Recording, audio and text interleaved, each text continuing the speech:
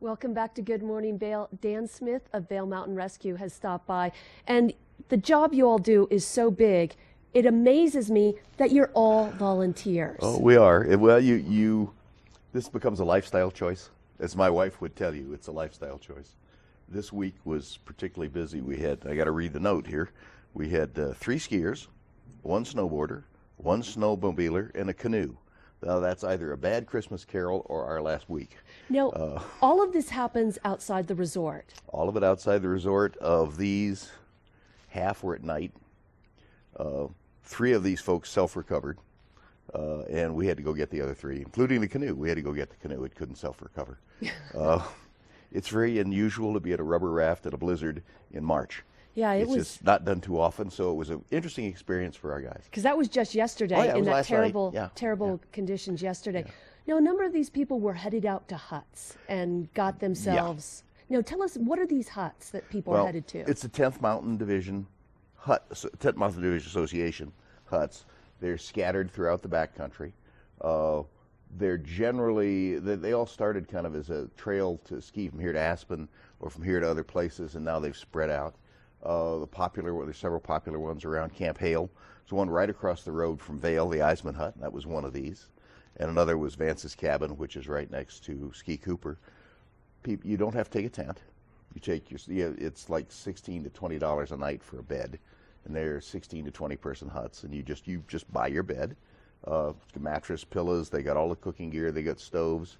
They're usually in nice ski or hiking areas. All of them really are, and you just have to ski to get there. In the case of the couple that went to Eisman, there's a trail that does have a little quirk in it. You have to know it makes a 180-degree turn because the sign's in the wrong place. And they missed the turn and wound up on top of Bald Mountain, which is the ski area behind this hut. Skied back down, missed the hut the second time, wound up about 100 meters from the trail, but didn't know it. Had no map, no compass, no GPS. This is fairly normal. Dug a snow hole, which now they're starting to do right things. They quit sweating. They quit getting nervous. They dug a snow hole. They built a fire. It was getting hard to build a fire because they're using up all the wood right around them. And they called us about 9 in the morning. The next day, it took 4 hours for the team to get up there because the climbing skiing was so terrible. Your skins were just glopping up, and they had to stop and clean skins. And only 40 minutes to ski back down after they repaired the guy's binding, which had broken. So brought them out. We do half dozen hut rescues a year. Generally people who don't get it or don't get out properly. Then Vance's Cabin was the next night, so it was 2 huts in a row. Had a snowboarder. Vance's is the one up by Ski Cooper that went 600 meters south on a snowboard. That's not snowboard terrain, as he found out, because the board wouldn't run. Did not enough pitch.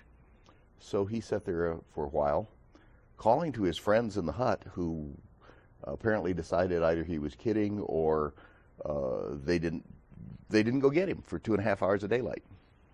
So our guys got up to the hut, and we hear him yelling. So they just, in the dark, going out, find him, walking back to the hut. We're done. So they're always interesting. The human dynamic is fun. Dan, we've got a lot more to talk to you about, so I'm hoping you'll stick around so we can talk a little bit later. Still have coffee left. Of course I'll stick around. All right, great. So we're going to take it over the weather, and then we're going to come back and talk with Dan a little bit more this morning.